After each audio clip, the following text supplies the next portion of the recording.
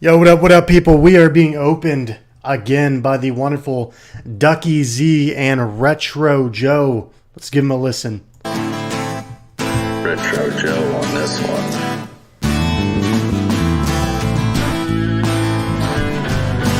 Shoutouts to Sub-Canis.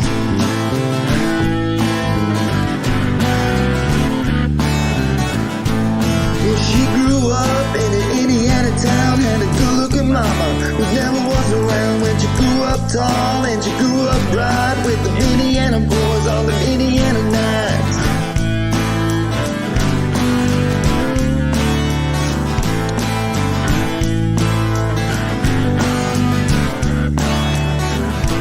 Well, she moved down here at the age of 18. She put the boys away, was more than they seen. I was introduced and we both started grooving. She said, I dig you, boo, but I got to keep moving on. Keep moving on.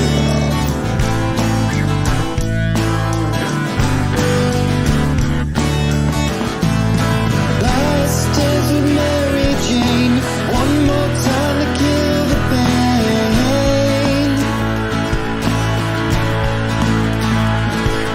I feel summer creeping in and I'm tired of this town again. Oh, again.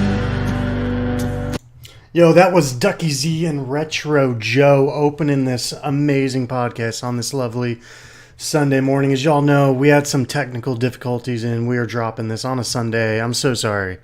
I know you're ready for it on Saturday, but my computer shit the bed. I had to reinstall all my drivers and get it fixed. Yeah, it was pretty messed up. So let's get going with this batch number 4. We are reviewing Viking Gaming this week.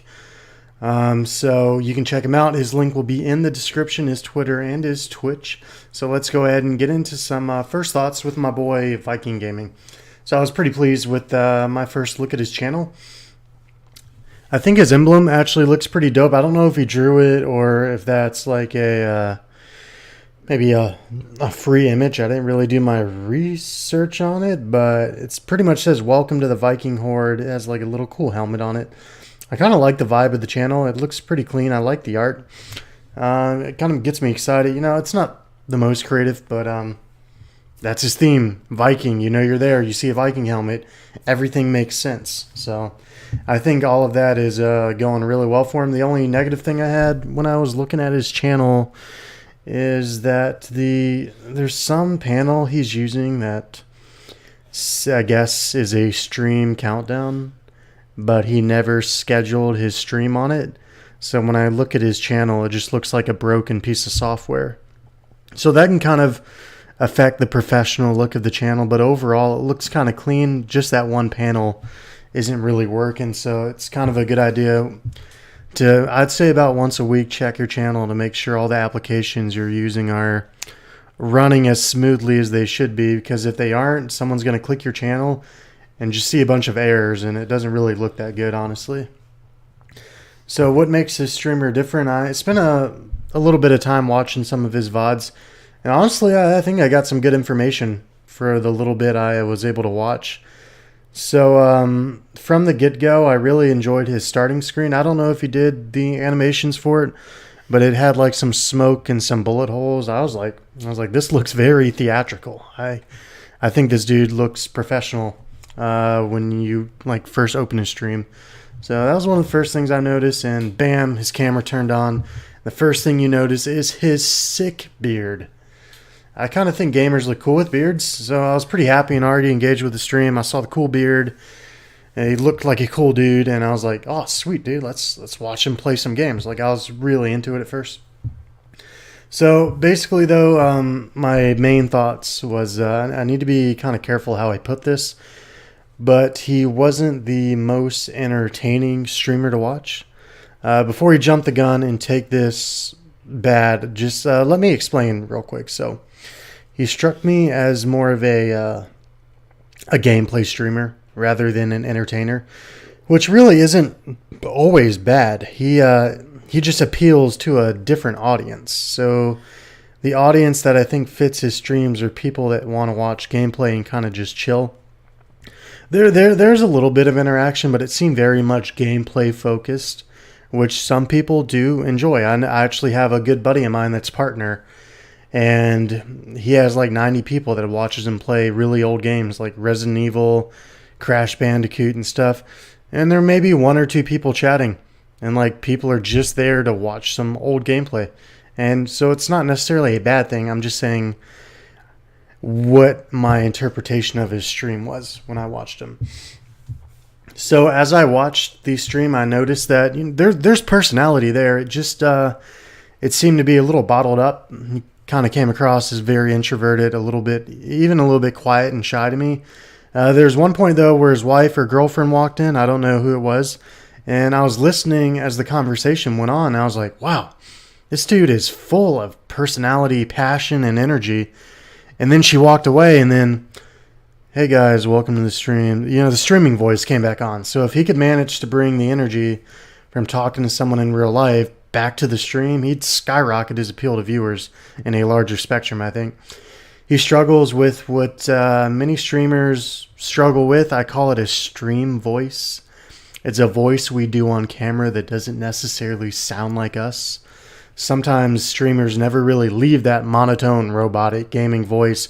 Welcome to the stream, guys. We're going to be playing Fortnite today.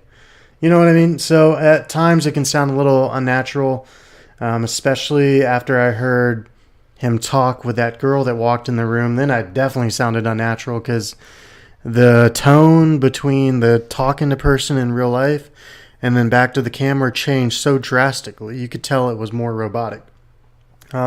So I think you just need to let go a little bit and not be afraid for the viewers to really listen to how you really sound, express kind of all your emotions when you're playing your game. It's hard to do, it's hard to get used to, but once you figure it out, your stream sounds 10 times as good. So a lot of gamers get stuck. They feel odd. The only thing they're talking to is a camera, so you really got to treat it like a real person is there. It's not just VikingGaming that struggled with this. Many, like almost, I'd say like 80 to 85% of streamers I see struggle with this. It sounds like a simple thing to do, but my biggest suggestion is to have someone you watch, have someone you know in real life watch your VOD. They'll be able to tell you if you sound natural or not. And 10 out of 10 times, the natural voice is going to sound way better than your acted voice for stream. So let's get into his affiliations. I think he's the owner of it, the Viking Horde. Dope. His three main games are, I hope I don't butcher this, Sekiro, Shadows Die Twice, CSGO, and Rust. So let's get into the interview real quick. So I asked him, I sent him some interview questions via DM on Twitter. And my first question was, why do you stream? And he said, I stream because I want to be part of something bigger. Wow. Entertainment is being decentralized and it's being recreated. It's going from a handful of companies in control of all entertainment, all information, to ownership by many more, to entertainment owned by individuals, reaching huge masses of people. I'm here to be part, to extend my hand to people who need a different type of entertainment, to educate people on things they never could otherwise know. And speaking Chinese has really allowed me to realize that there are vast cultures out there that really can only be reached if we decentralize the way Twitch, YouTube, and others allow us to. So I did something new this week with his second question. I asked him a ethical brain working exercise kind of question I learned in college. So I asked him if a cart was out of control on a railroad and there were three in front of it and a track turned, but there's one person where the track turned. Would you choose to let the train hit the three people in front of you, or would you turn it to run over the one person? Would you be a murderer? And he said, the question becomes, do I allow death of three or directly contribute the death of one? In my opinion, directly contributing to harm is the same as turning a blind eye. If all things are equal, I would change the track to hit the one. In doing so, I take ownership of my actions directly instead of allowing the greater harm by turning a blind eye. Very interesting, VikingGaming. I like the way you said that. So lastly, what I ask every streamer, I review, I want to give them a chance to let all of you know what their goals are. So I asked him, hey, what are your goals? And he said, my goal is to put myself out there and to avoid letting that change. So basically, from what I can tell, he just wants to always keep it real, OG, which I respect largely. So then he said, someday I want to turn my streams into nonprofit. I did a charity stream before that I enjoyed more than any other stream I've done. Hey, likewise, Viking. I think charity streams are like the funnest thing you can do. It really changes your perspective, especially if you get overwhelming support. So where was I? So then he said, I want my stream to educate people in my day job. Information security, hacking, and programming. I also want to further the entertainment side of that. YouTube and Twitch played a huge role in my upbringing and got me through some dark times. I hope that soon I can be the entertainment or be the person that reaches out, that could be the escape for people going through some of that same stuff I went through. I think we all downplay the importance of entertainment, even as the world needs entertainment more. So a very interesting interview. I really loved it. So in conclusion, even though I had some criticism about the energy level and the natural flow of the stream, I was still pretty impressed. Viking Gamer, as well as all others I've reviewed so far, have unique and original content to watch. I'm sure my luck's going to run out eventually, and I'm bound to get a boring streamer, but I'll have to do my best to review them without being a dick. But back on topic, I think Viking Gaming has a unique channel that is worth your time. He definitely needs some work. I feel if he takes my criticism I gave to heart, he could seriously improve his stream tremendously and grow even more. So I see a lot of potential, and that kind of excites me. So now for his what I call a StreamOven score. When giving a streamer an SOS, I consider three things, and y'all know what it is: channel appearance, originality, and overall attitude / vibe in the stream. The max score is 10. Viking Gamer StreamOven score is a 6, a little above average. So this concludes the review, but now let's talk about some gaming news, boys. So the topic this week is, so I've been writing about this for almost a month now. Apex Fortnite is what we're going to be talking about. A little blurb about it. Many of the people dedicated to Fortnite seem to be toxically responding to Apex fans this week, claiming that Fortnite is fading away. Oh my god, on Twitter, dude, it has gone back and forth for weeks now, dude. Everyone's like, Fortnite sucks, Apex is better. Yeah, it's like so toxic. It's so toxic. And like, holy shit, the Fortnite community hates that.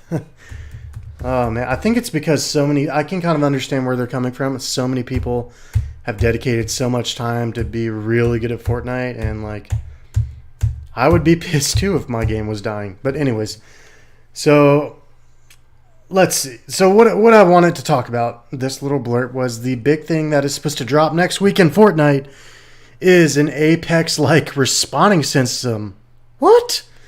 Don't you think that's a little funny? Fortnite has never, ever, ever, in their year or two of being a game, incorporated a respawn system for the Battle Royale portion of the game. And right after Apex comes out, Fortnite adds it to their game. There seems to be a little bit of some shady rivalry going on here. What do y'all think? Send me a message on Twitter. Curious what y'all want to know. So, like I do every week, it is a super hard struggle, but we are going to describe the meme of the week via podcast. So it's a picture of a dude, some red lightning behind him. He's making a face. He's got his headset on. He's got his controller out. That's the attitude. And the text is how I think I look when Twitch streaming with my bros. Then under it, it shows some little kid, brown hair, picking his nose. Can't really see him that good. And it says how I really look. We all struggle with this, right? Just me? Okay. So lastly, let's get into the topic of the week. I got a message this week by a fairly new streamer, kind of young kid. I think it was like 14. I checked out his channel. It was very Minecrafty. I think that's what he streamed. And Fortnite. But he basically said, hey man, can you raid me? And like pretty much sent me all his links, etc. Which I'm kind of used to this sort of thing. I've been on Twitter for 6 months now, and I've grown accustomed to getting multiple messages kind of like this. Can you raid me, bro? Can you sub? Can you follow? Shout me out, etc. Everyone wants to grow. It's like a super big race, free for all on social media. But I kind of wanted to make a lesson out of it this week. Just some food for thought. So the world doesn't revolve around you. Shocker.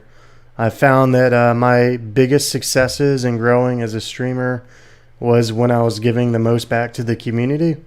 So whether it be a charity or giving someone a genuine shout out, or even doing what I kind of do now with these reviews, you kind of need to find a niche per se to give back. So you'll find this with anyone, not even streaming, but in real life, in business, in work, even family sometimes. Like, no one wants to help someone that's only in it for them.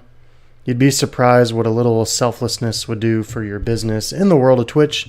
That's just my 2 cents. Thank you for stopping by and listening to this podcast today. Check out Duckzilla, Retro Joe, and VikingGaming in the description. We're going to end this with the rest of their song. I hope y'all enjoy it. Mwah. Thank you for listening to this podcast.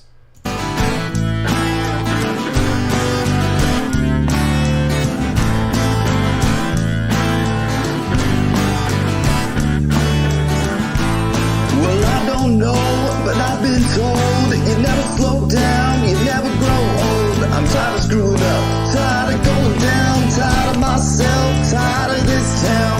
Oh my, oh hell yes. Honey, put on that party dress, buy me a drink, sing me a song, take me as I come, cause I can't stay long. Last dance with Mary Jane, one more time to kill the pain.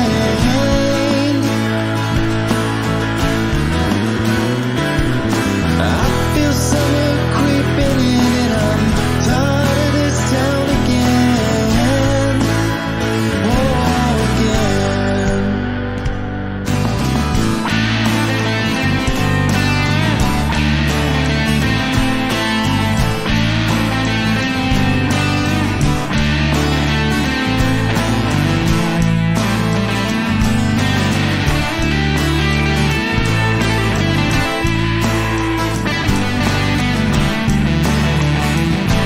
This pigeon's down on Market Square. She's standing in her underwear, looking down from a hotel room. And nightfall will be coming soon.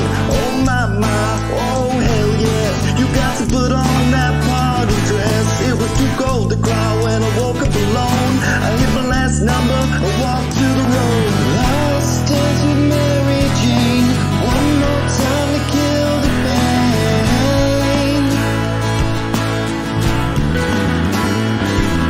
I feel summer creeping in and I'm tired of this town again. Oh, again.